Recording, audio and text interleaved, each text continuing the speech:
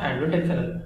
Today I am going to show in this video how to fix cannot connect to this network error on your Windows 10 or Windows 11.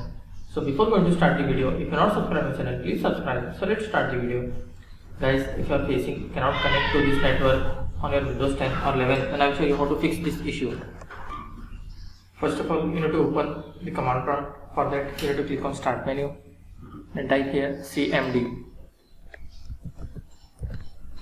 Just right click on command prompt and click on Run as Administrator.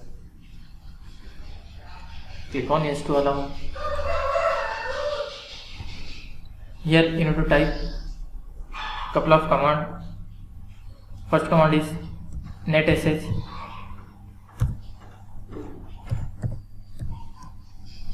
space winsock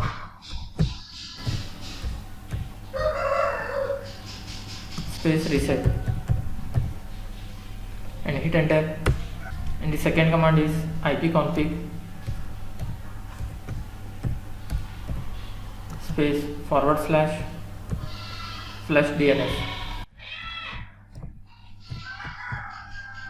and hit enter. After that, just close this window, restart the PC and check whether the problem is fixed or not. If still you are facing the issue, and click on Start menu, then type here Settings, click on Settings. In this you can see Network and Internet. Click on this, scroll down a little bit,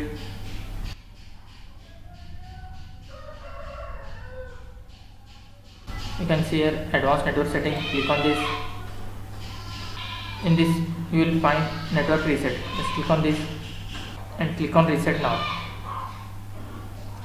Click on Yes and all your network will be resetted. That's it guys. So in this way you can fix cannot connect to this network error on your Windows 10 or Windows 11. Thanks for watching. Hope if you like this video, please like, share and don't forget to subscribe.